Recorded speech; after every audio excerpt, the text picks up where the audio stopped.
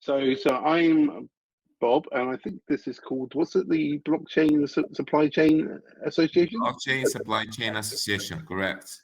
Okay, so I did the first supply chain deal in my career in 1999, I think. No, 2003, where we did supply chain financing for Sainsbury's in the UK.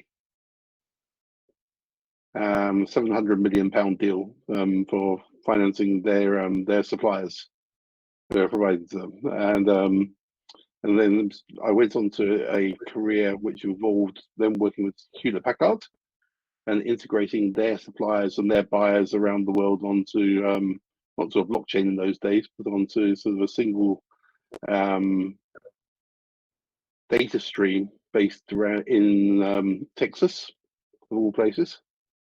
But where sort of we had on the chain, we had about 40,000 suppliers and their 5 largest buyers, which included companies like Office Depot and others like that. But then as a result of that, I was hired by HSBC to renovate their global trade and supply chain business. So I ran RFP for technology in HSBC. My biggest innovation digitally in HSBC was to introduce 3 high-frequency scanners and to introduce facial recognition technology for allowing us to spot duplicate invoices in the platform, because we were scanning 3.5 million pages a day of documents, and we needed to get rid of all the duplicates in the system. And from that, I then went on to Standard Bank of South Africa, where I ran supply chain for South Africa and into Asia, and then Standard Bank, and then onto National Bank of Abu Dhabi, where I did something similar. So I've been spending a lot of time around supply chain, understanding sort of different things. Like, for example, I wonder how many of you understand that there is a specific XML standard for poultry. There is a specific XML standard for pigs. There's a specific XML standard for various types of electronic goods, etc. And so from a data carriage point of view, I spend a lot of time understanding how we put data together, a lot of data modeling, UML, and so on, things like that. And then from there, went into the world of blockchain when I was engaged by a Chinese university to start looking at how the fintech industry would emerge based around blockchain. So I co-authored the paper with Professor Sai from Peiyang University on blockchain and how inefficient it was at that time. We looked at Bitcoin blockchain, we looked at Ethereum, looked at a number of other things. And then by coincidence, I bumped into Ricardo in New York with one of his early investors, who explained to me sort of the wonderfully simple principles on which Ricardo and Fabio, but particularly Fabio, Ricardo just hangs around the place looking untidy, but had created a unique way in which to link together different data elements. At that stage, I was looking at trying to create a gold-based stablecoin, which unfortunately HSBC and ABSA have now copied me on. But now we've moved on from there, and we've been working for 3 years with Ricardo and Fabio, sort of creating the world's best supply chain blockchain, and at the same time laying the foundations for the future of the world digital economy, but excluding sort of large financial institutions who can't be bothered to look after their customers. Perfect. I think it's time for Jan, then Rick and Fabio to give a short presentation of themselves. Jan. Okay, hi, I'm Jem, and was also born at an early age, but I will skip forward a few years. Most of what I've been done, I would normally be classified as a marketing guy, but that's involved companies that I've worked with where it's not so much a case of marketing what they do, although that inevitably comes into it, but actually taking what they do to market. and it's a very different thing. Particularly, one that springs to mind was HSBC, as it was then HSBC Global Payments, who had interesting ideas about copying everybody else in the marketplace. And I suggested that actually copying everybody in the marketplace wasn't the ideal, and to actually start doing something different that people wanted. My role at Clarency has been kind of similar to that, in that Bob has these completely mad ideas that once you've actually stopped to listen to, oh, he's left now, I've offended him. But once you start to pick them apart, you realise that they are some kind of, that there is genius involved. And then it's a case of working out what else we can do with them. And that's been very, very interesting, where the likes of Fabio and Ricardo have been involved, is that there aren't many techie guys who get it. So when you've sort of thought, actually, do you know what we could do with this that would be absolutely fabulous? And you go back to your tech guys and they go, oh, you can't do that because, in these protocols and that's wasn't within spec. Whereas these guys go, oh yeah, great, come on, let's go and do that.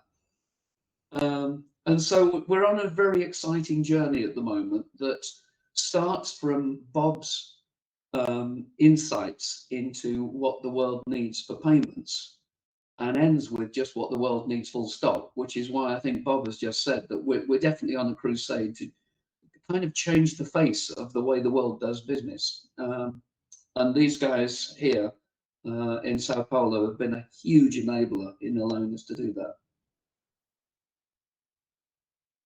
I think I sometimes talk to this guy. You say, with whom I share the same passport, same roots. He's on the other hemisphere, but it looks like he's just next to me. Rick, finally, we're here together. Can you introduce yourself, please? Unmute yourself and introduce yourself. Sorry. Thank you, guys. Thanks so much, Andrea, for the kind words. Bob as well, and Jem.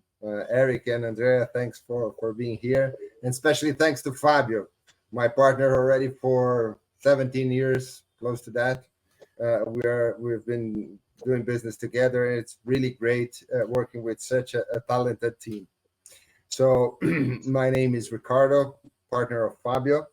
But now I consider myself partner of Bob and Jem as well, because what we're doing without them wouldn't make sense. And I think the other way around from the words they said. But our background is more like in authentication and cryptography. That's a strange thing, because people say, hey, I'm a crypto guy. I said, no, I'm a crypto guy, I'm a cryptography guy. And we work with large banks and we work with very big companies in the past. We still do, with very large systems, banking systems with very critical security concerns.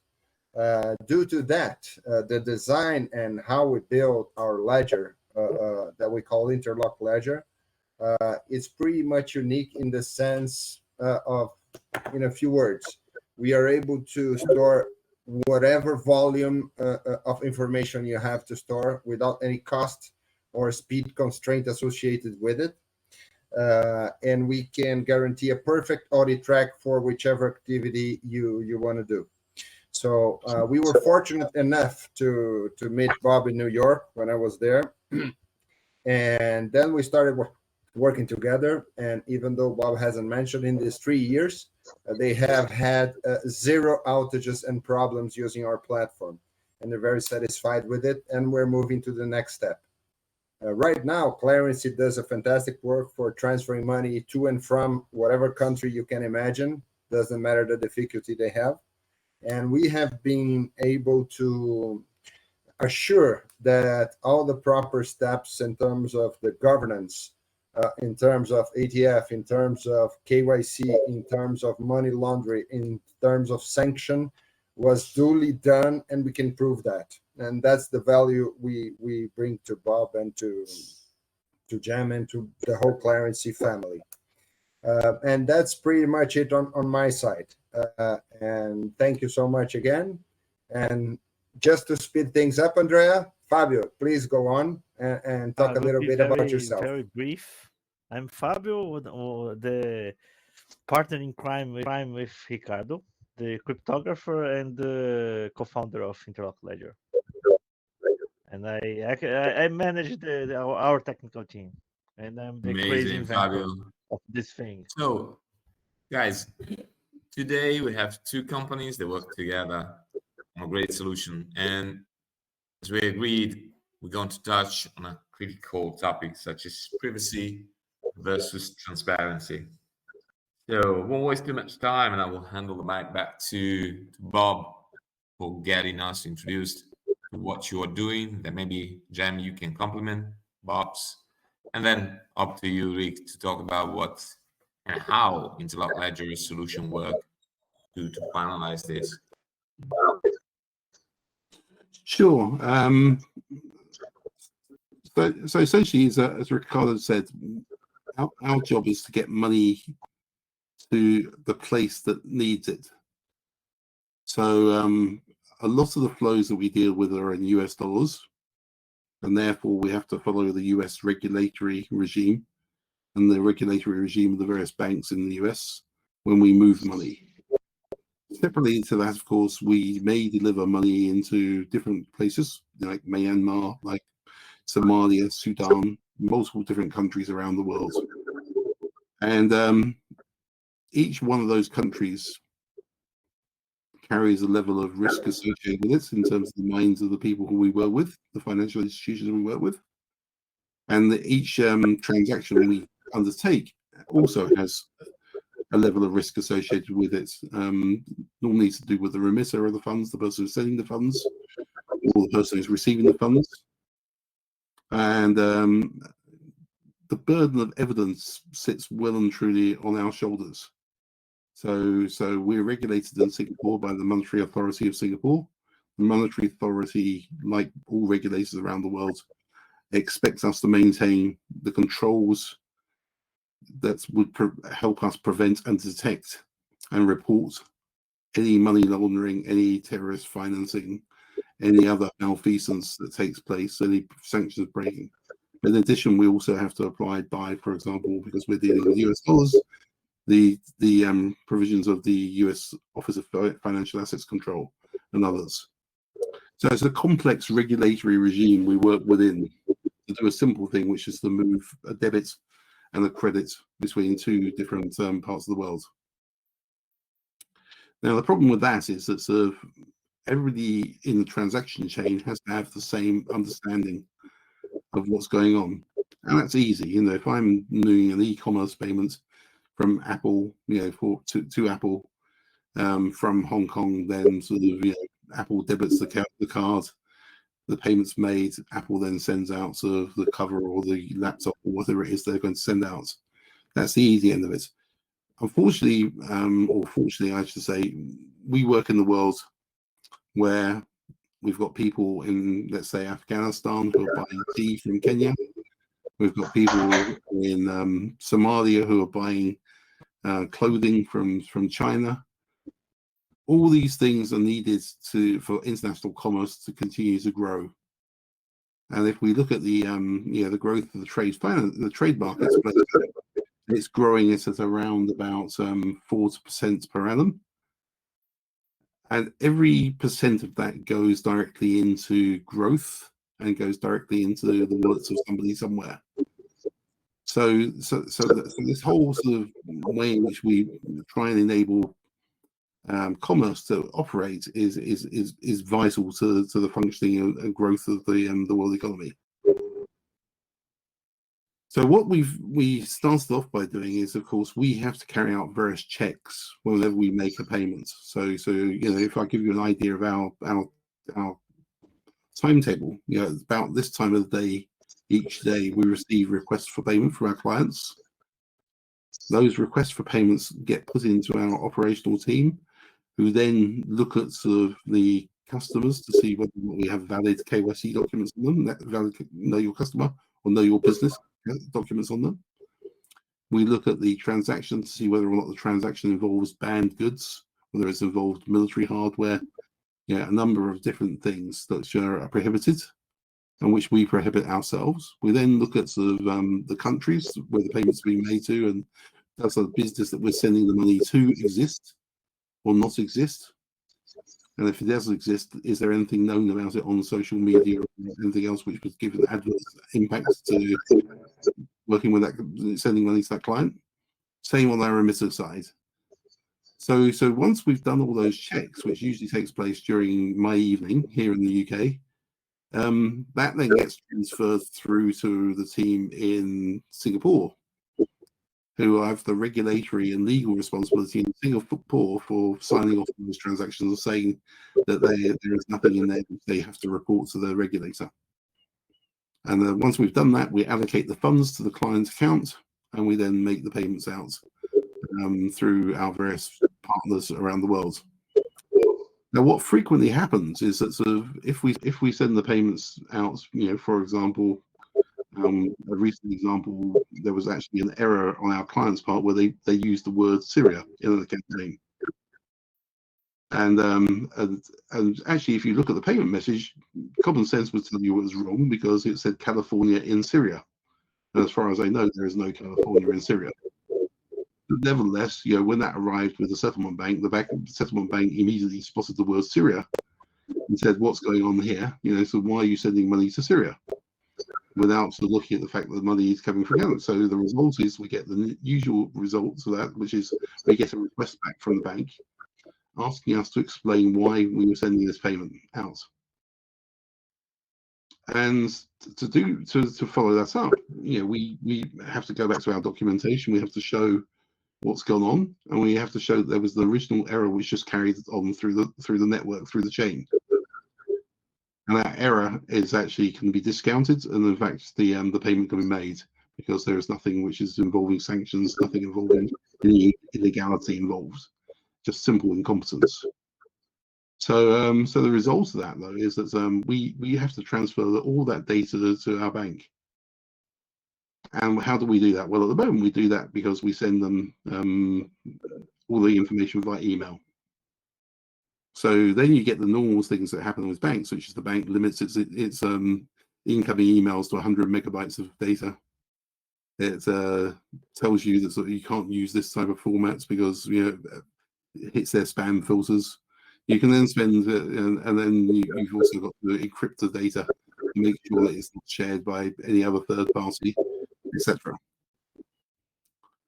So with our system, what we've done is to create a link to our main operating base with the interlock ledger, where the data that we want to carry is pushed directly into the interlock ledger, and which is specified in the interlock ledger. So if it's an invoice, it's tagged as an invoice. If there's KYC documents, passport, for example, it's tagged to the passport, etc. So that when a person receives that data, they can then understand what the data means immediately. They don't have to sort of challenge it. They can actually see exactly what's there. Now, our next stage of our project is to move from the point where we are simply giving access to a database to a third party, one where we actually give them access to the key to the interlock ledger, which allows them to see the data which is associated with that payment.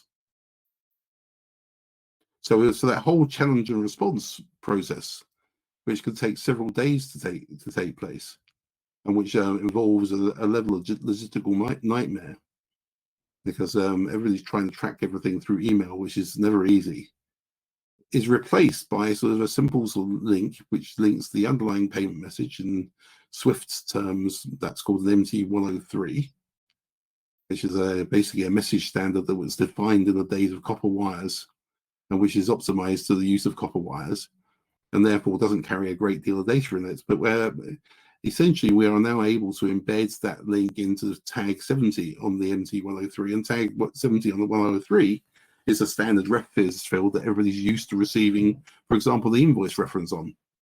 But now, instead of just receiving the invoice reference, they can actually see all the data which relates to that individual transaction and to the people who are transacting it. So you get the full history and the full background of that payment available to you instantly. So we're due to be sort of starting to pilot that with Swift, probably sort of in late November, December time frame, so very shortly now. But equally, yeah, that's something which we think, yeah, we're very keen, for example, to then build that into each member of Swift, for example, having a node to the interlocked ledger, so that they can then store their own data in the same way. And where if somebody sends me the data, sends me a payment instruction or payment request, then I will have the same degree of access to their data as we currently require anyway. But without having to mess around using shared file transfer, without having to mess around using different sort of types of standards of document transfer, which then sort of confuses the whole system, and then sort of allows us to it causes confusion downstream. And one of the reasons why it's so important to do this is because if you look at the fines which have been handed out for money laundering around the world, very, very few of them have anything to do with actually people doing money laundering. The vast majority of them are about a failure to keep adequate records associated with the transactions which you're processing. So part of my job as the CEO is to be accountable to my regulator, and to be accountable to my regulator, they require that I have to be able to explain to them what steps I took to protect the system and my company from being used for money laundering and for terrorist financing. And if I fail to do that, then of course I'm legally and criminally liable for that. So it's quite important that I do that. I do try and make sure that it's my money laundering reporting officer who's the one that goes to prison, but it's not really sort of part of my goal to see any of my staff go to prison. So it's really about sort of helping us to create a standard which allows people to share data in a different way, sort of the way in which data is being shared. And because we're talking about multiple databases, I'm not an IBM salesman. I'm not trying to sell you a copy of DB2. I'm not trying to sell you a copy of Oracle, each of which require an API to talk to, in the case of Swift, 11,000 other banks and financial institutions. I'm talking about having a single set of data which covers the world and which is available in the same standard in the same way through a simple sort of private key.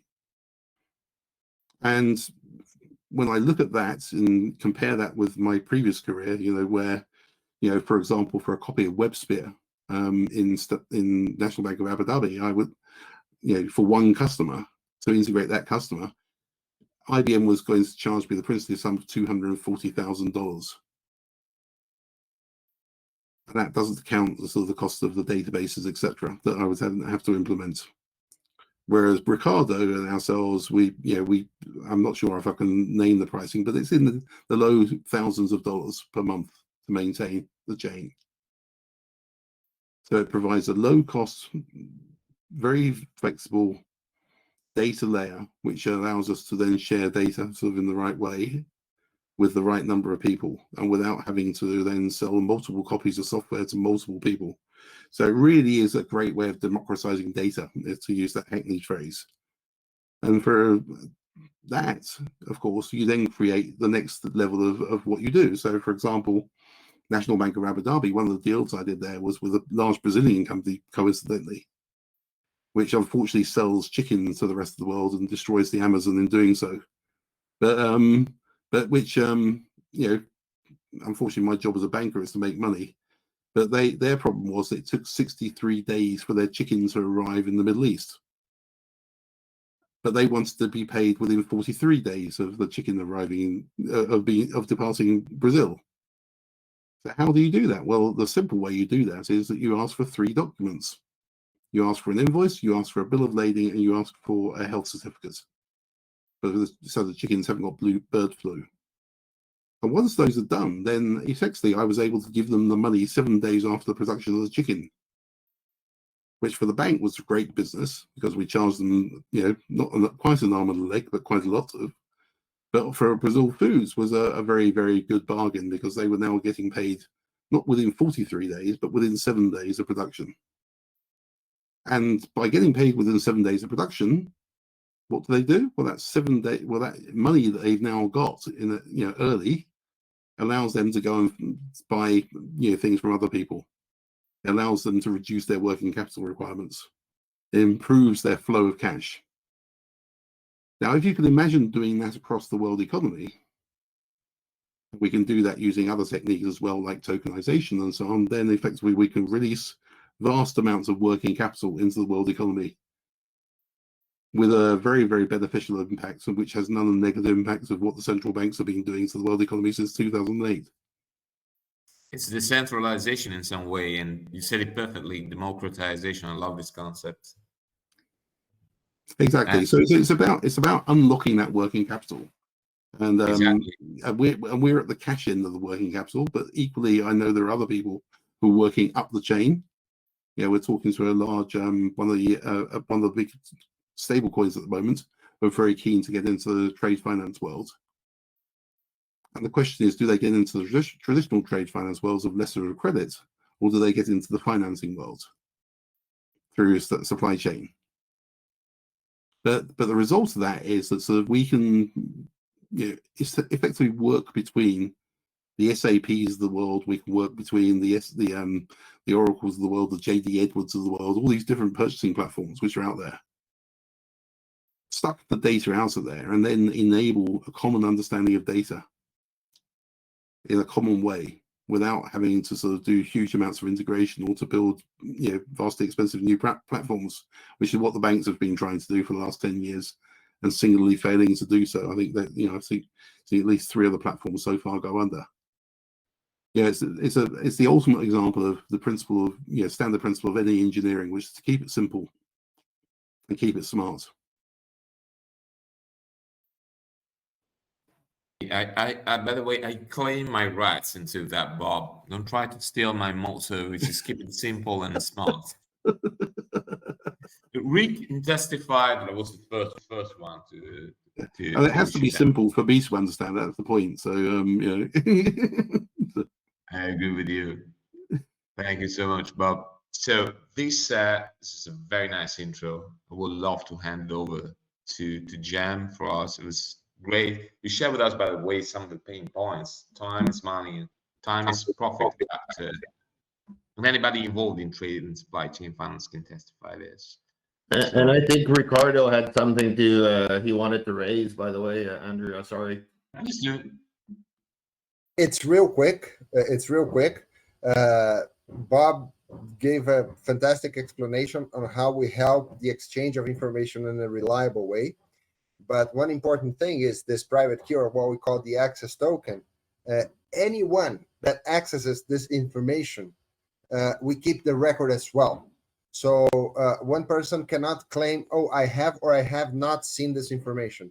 And this is a very important and valid thing, especially because, as Bob explained, when you're transferring money, you go through, let's say, at least 4 banks: your bank, the remitting bank, the receiving bank, and the bank that receives the credit at the end. So the exchange of information between these guys has to do already with the compliance, as well as proving that the information was seen and downloaded by the customer. It's also important. So this is a very important thing, and we do it in such a way. And there's the last thing that I'm going to shut up for now, at least. No. Is that once this information is there, the access token is not enough, because the person or the company has to have the rights to see that information. And even if he attempts and doesn't get to it, we also have track of this. So let's see. Let's say that everything that happened to the information, from its creation, its requests, its responses, and the requests to see it, are all well kept. And where's the difference here between what you know of blockchain solutions? Blockchain solutions, they do not keep data on chain, they keep it off chain. And what they have is the control of integrity of information sitting on the blockchain.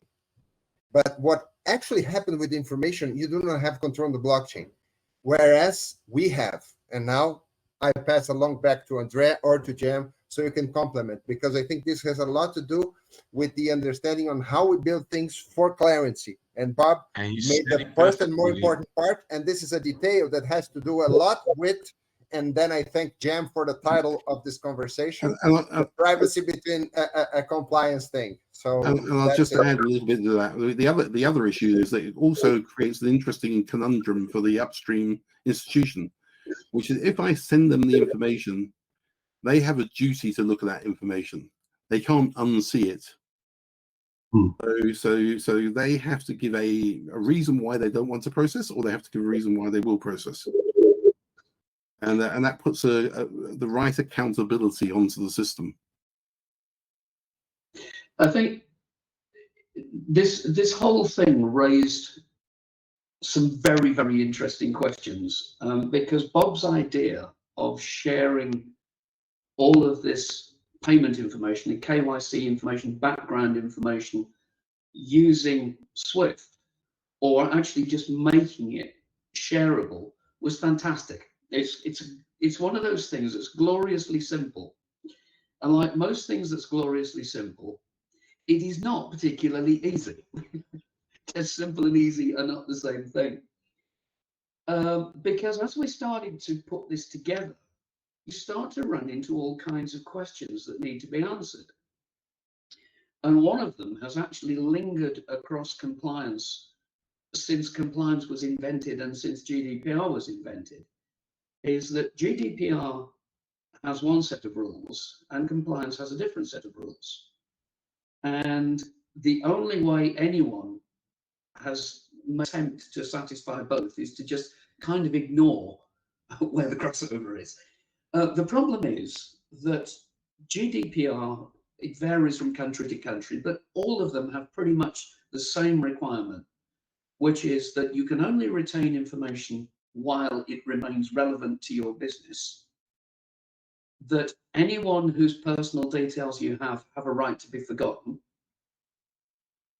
and of course that you have to keep it secure, and it has to be accurate, and it has to be up to date. Accurate and up to date, that's just a question of doing your job properly. But getting rid of data that you're no longer using, or that you've been requested to get rid of, is something that you are required to do by law. Compliance, on the other hand, is saying everything to do with a transaction has to be maintained for a given set of a given period. And again, that varies from region to region, but it's typically 5 to 7 years. So how do we satisfy compliance and satisfy GDPR? And the simple answer up until now was you can't. And it was only as we were talking this through with Ricardo and Fabio that it became possible, that we started to realize that not only could we do what Bob had dreamed up, but actually we could create a solution that satisfied both criteria.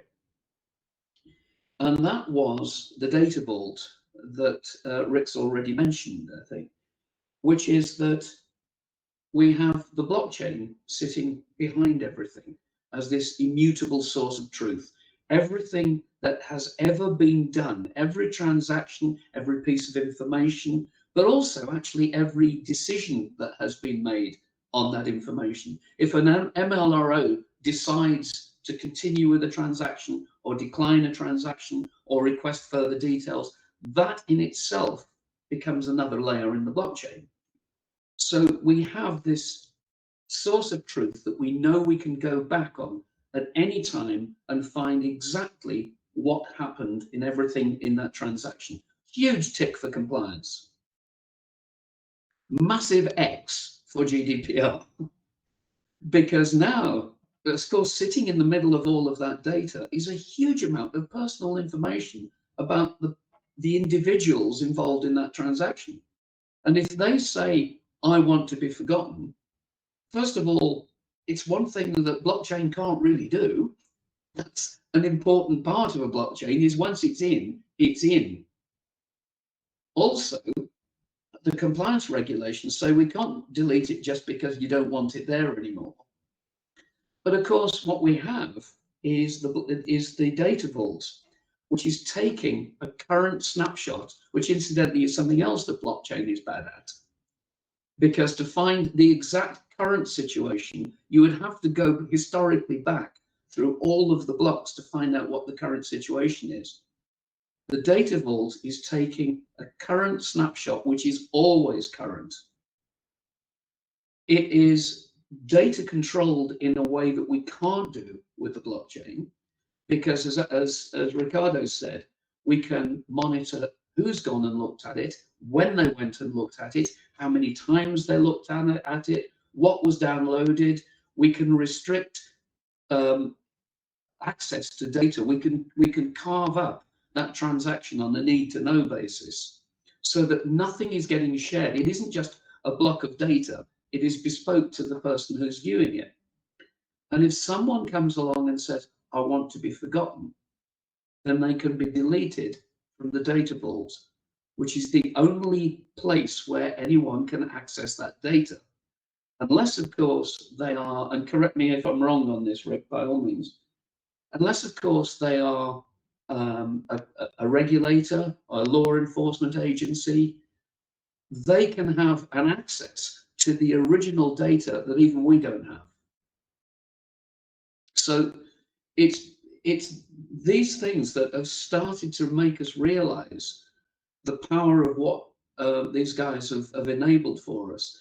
And it's kind of a coming together of ideas of what the market needs and what the world needs, with this amazing level of technical ability and also this amazing level of cryptography, which allows us to keep everything safe. And that's kind of why we get so excited about what we're doing. And now I think it is time for me to shut up as well.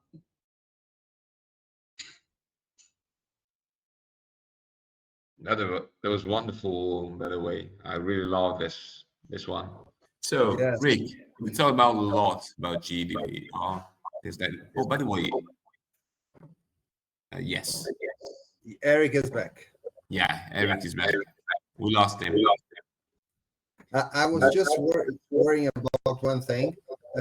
If it's Eric's machine that's recording the session, then we're going to be in trouble, because some parts he wasn't here. But no problem. The conversation is so good that we can keep it that way. What happened, by the way? Yeah, sorry guys. Yes, I think it's me. My bandwidth seems okay, but my machine seems to be running super slow. But I just left it for about 10 seconds, so I'll continue recording and I'll piece the parts together. Hopefully, I get the first part. No. So- That would never, now again, because of the way in which the architecture is organized on the interlock ledger, that would never happen. So, right time, Bob. You need a conferencing solution, Ricardo. Yeah, no, and you know what? We don't build one. We didn't build one, but we have one that's open source that Bob hates. But the good thing about it, it's completely secure, because it doesn't pass through any server with AI reading the contents of what we're talking about. And that's why we're using it. Andrea has already attended to some meetings, and it works just fine. It's not sophisticated, but it does the job. I will find out more about it. Absolutely. So, No worries. I can give you the credentials. You can use it as much as you want. There's no problem with that. But just appending on what Jem said, that I think it's really important is this. As long as we are able to keep, and I would say it's not a matter of keeping it secure, but it's securing the flow and handling. That's the figure of what you have in GDPR of the controller of the information. So the controller of the information is very important. And even if, and this is basic logic, it doesn't have to do with law.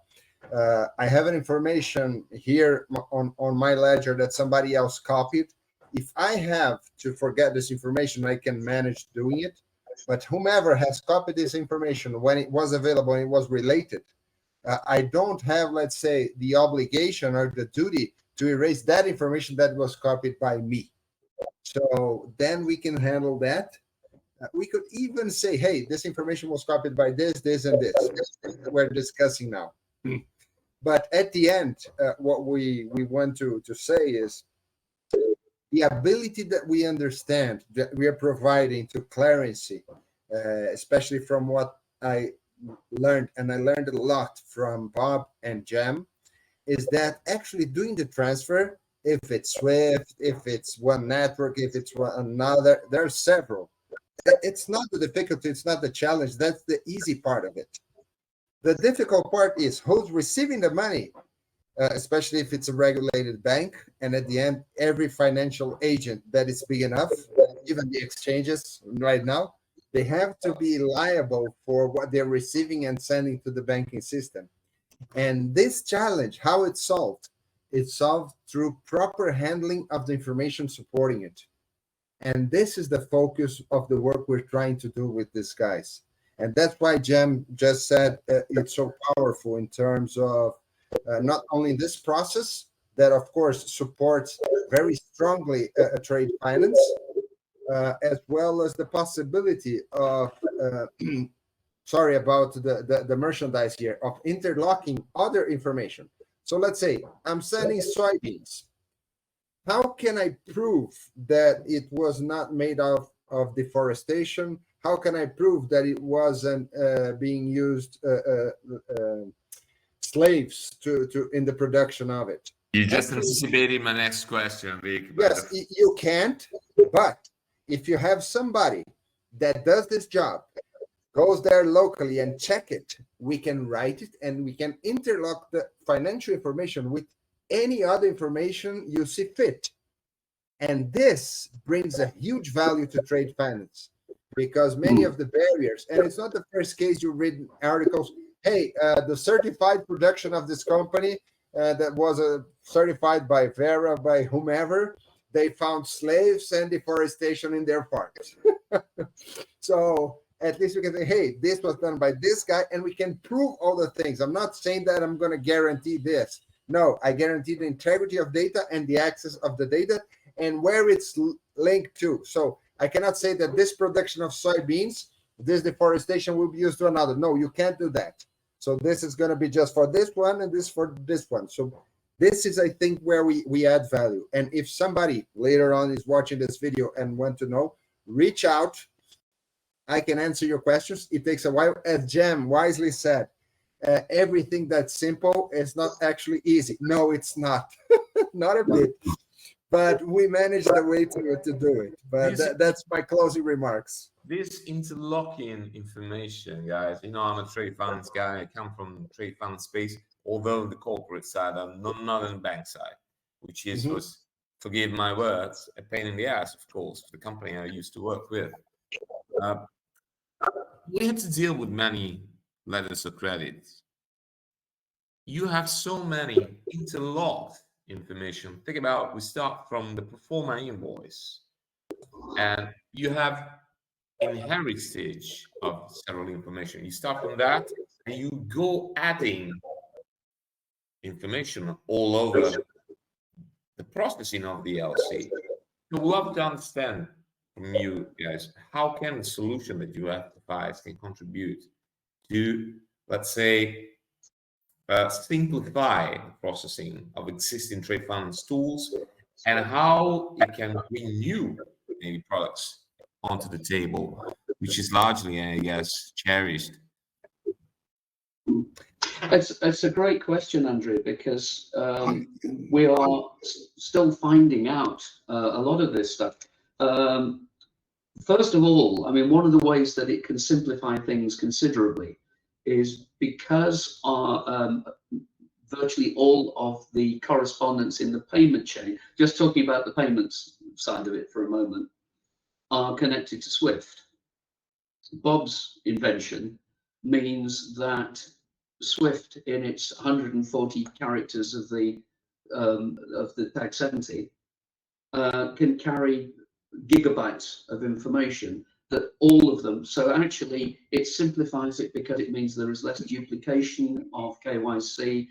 There is everyone working from common information, everybody knowing where they are. Plus the fact that because every transaction is updated, all of that information flows through and is up to date. But to be honest, that's the iceberg, because you referred to a lot more there in trade finance, which is what else is going on. And Rick mentioned it as well, that it isn't just a case of a payment has got to go somewhere. It's goods have got to go the other way. But it's even bigger than that, because at the start of a relationship, how do I know that the person at the other end can either afford what I'm selling, or in fact can deliver what I'm buying?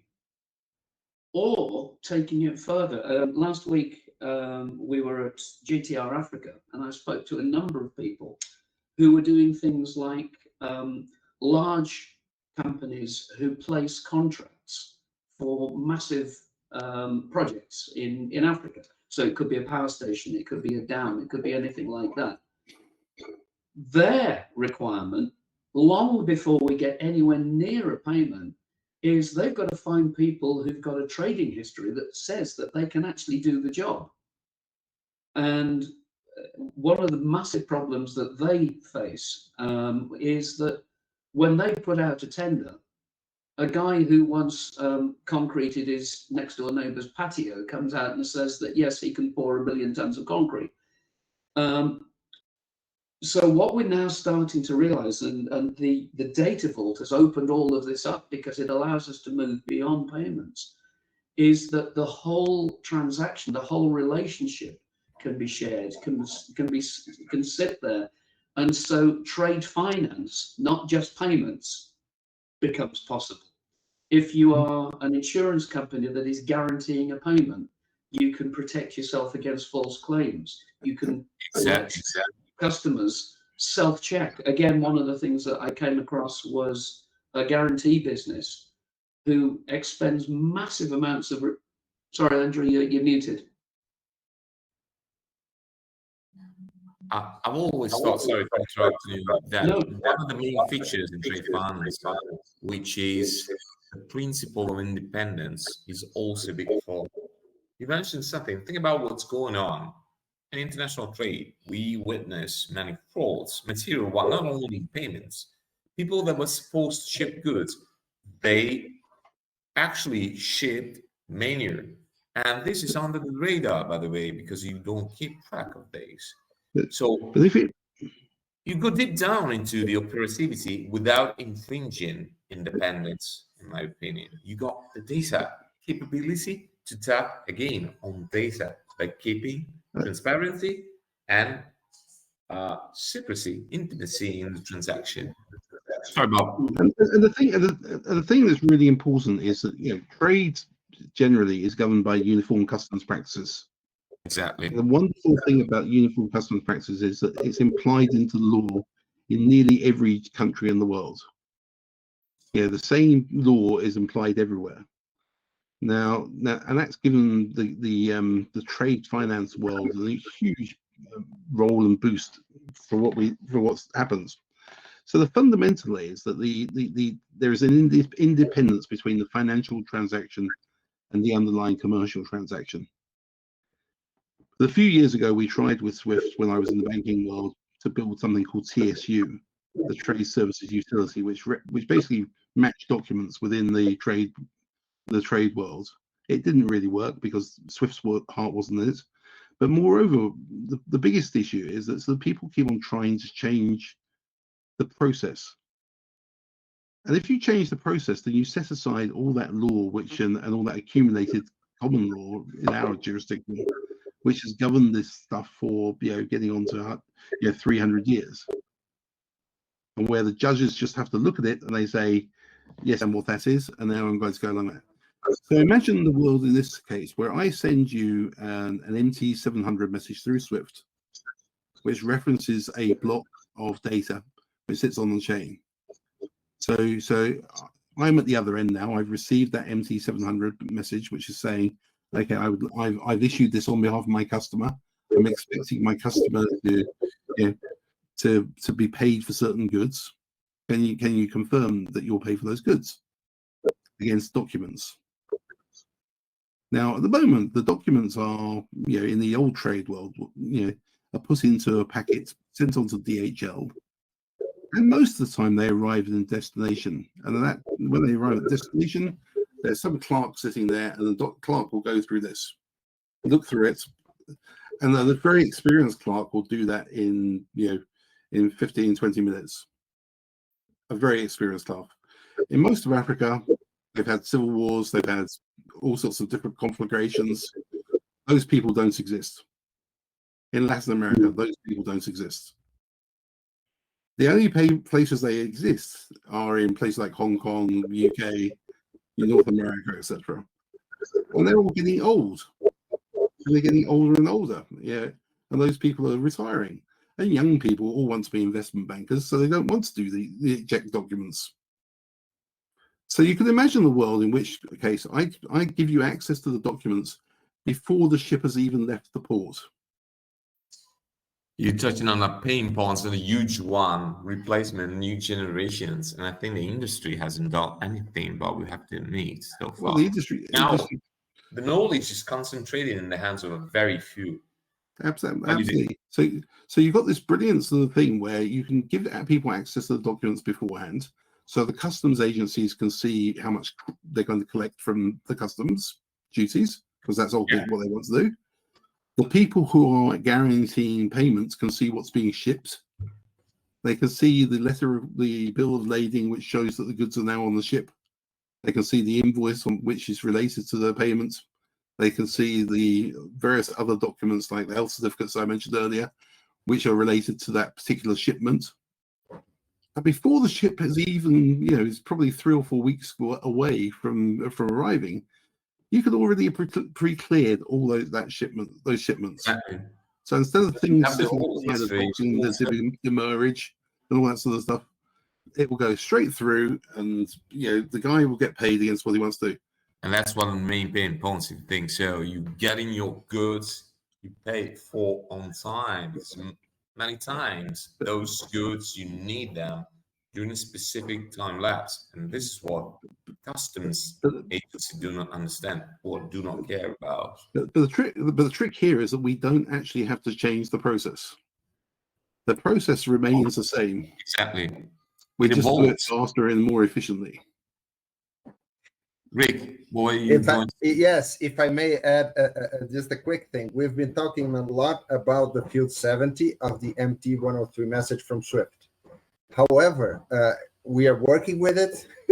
It's working fine. We are not limited to it. Let's say you're using to pay something using stable coins, whatever. In the observation field there, you can also use the same link that you use for that.